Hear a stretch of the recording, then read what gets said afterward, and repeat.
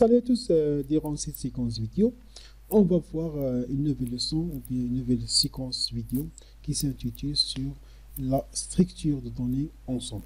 Dans cette séquence vidéo, on va voir c'est quoi un ensemble, comment définir un ensemble, quelles sont les opérations et les fonctions appliquées sur un ensemble. Et à la fin de cette séquence, on va voir un peu d'application sur tout ce qu'on a vu dans cette séquence vidéo. Donc, on commence par les structures de données.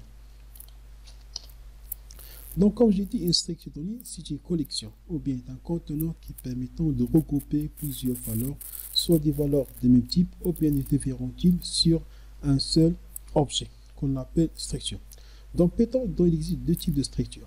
Soit des structures qu'on appelle des structures en lecture seule, c'est des structures non modifiables, ou bien des structures immutables qui ne supportent pas la modification, c'est-à-dire ce sont des structures en lecture seulement, comme les chaînes de caractères, comme les types, ce sont des structures en lecture seule.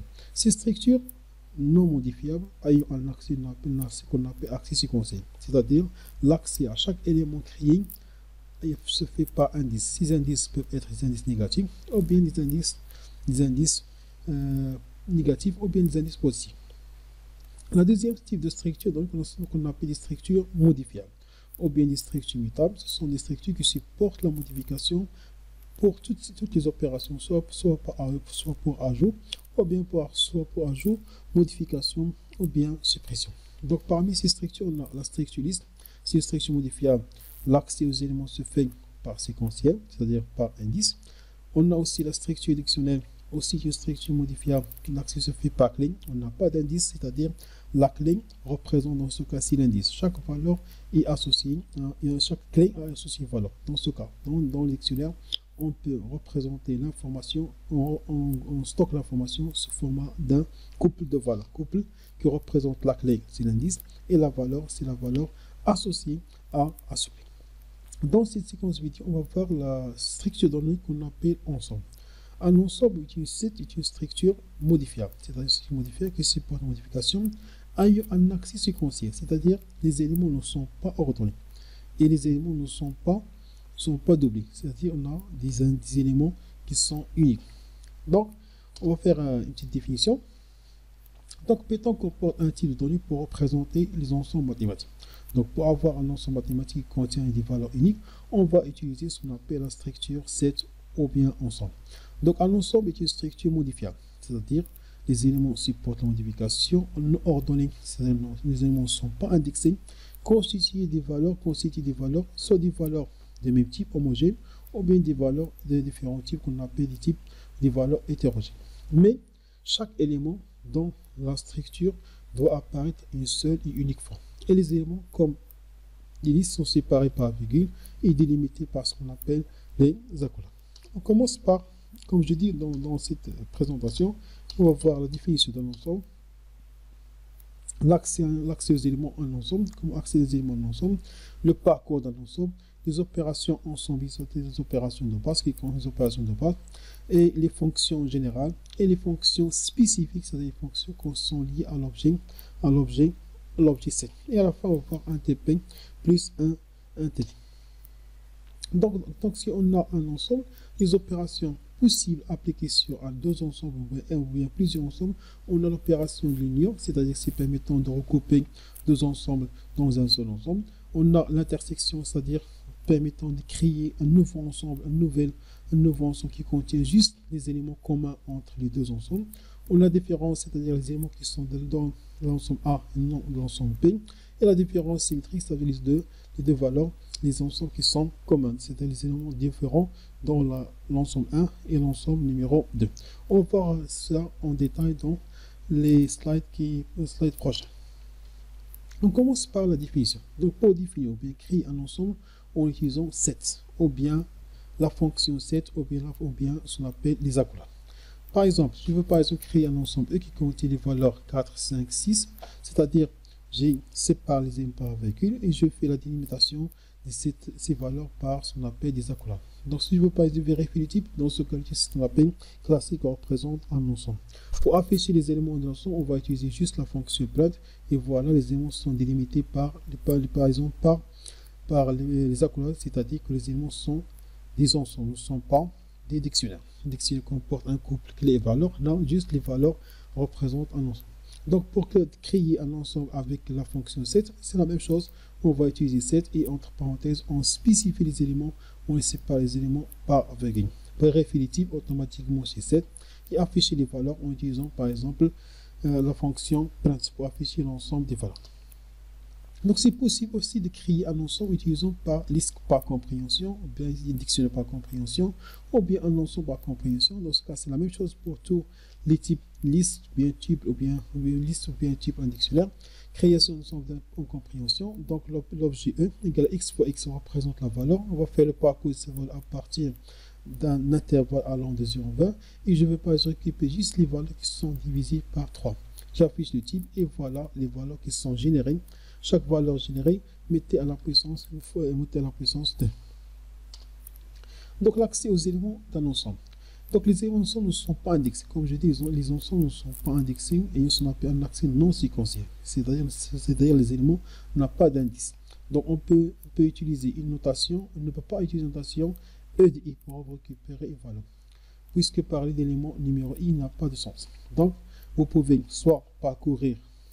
Donc, dans ce cas, on a deux choix, soit parcourir les éléments un par un d'un ensemble, ou bien vérifier la présence d'un élément, est-ce que un élément est présent dans l'ensemble ou non. Par exemple, j'essaie par exemple de créer un ensemble 7 avec la fonction 7 qui comporte les valeurs 4, 5, 6. Maintenant, je veux récupérer l'élément de la position 0. Automatiquement, affiche une erreur que l'objet ensemble ne supporte pas l'indexage parce que les éléments ne sont pas indexés comme les tables, comme les chaînes et comme les listes. Donc, donc dans ce cas, on a deux choix, soit par exemple de tester l'appartenance, c'est-à-dire vérifier si un élément est présent ou non dans un ensemble. Maintenant, par exemple, on a par exemple l'ensemble E qui comporte les valeurs 1, 4, 8, 2 sont séparées par virgule. Je vais par exemple vérifier que la valeur 10 il est présent. Automatiquement, il est présent dans l'ensemble, il va renvoyer true. Est-ce que la valeur 5 est présente? Il va renvoyer fausse. Donc l'opération à faire, c'est juste l'opération de test d'appartenance. Deuxième choix, on peut utiliser juste le parcours d'éléments, c'est-à-dire afficher les éléments. Dans ce cas, on va faire le parcours par ce qu'on appelle le parcours par valeur, non pas par clé. Par valeur, non pas par indice, parce que les éléments ne sont pas indexés. Donc, j'écris par exemple l'ensemble 1 qui contient les valeurs 1, 2, 3, 4, 5. Je fais la boucle for pour chaque élément dans E1. Afficher, récupérer l'élément associé, dans ce cas qui représente les valeurs 1, 2, 3, 4, 5, d'une manière avec la fonction part. Donc, les fonctions de base, pardon, les fonctions de base qu'on peut utiliser. On a la fonction len, fonction générale, qui permet de récupérer le nombre des éléments d'un ensemble. On a la fonction max qui permet de récupérer la valeur maximale si les valeurs sont des valeurs numériques. On a mis pour récupérer la valeur minimale. On a des si permettant de supprimer totalement l'objet de la mémoire de l'arbre. Donc, trois fonctions de base qu'on utilise, len, max, min, et la fonction del pour faire supprimer totalement l'objet de la mémoire. Maintenant, on passe par exemple une fonction spécifique à l'objet C. Donc, c'est une classe. Donc, les fonctions, bien les méthodes liées à cette fonction, on a adapté pour ajouter un élément dans l'ensemble. Toujours là, je se fais d'une manière aléatoire. C'est-à-dire, on n'a pas par exemple un emplacement I à ajouter comme liste, la valeur ajoutée I à ajouter à la fin, non, et ajouter d'une manière aléatoirement. Donc, update qui permet d'ajouter plusieurs éléments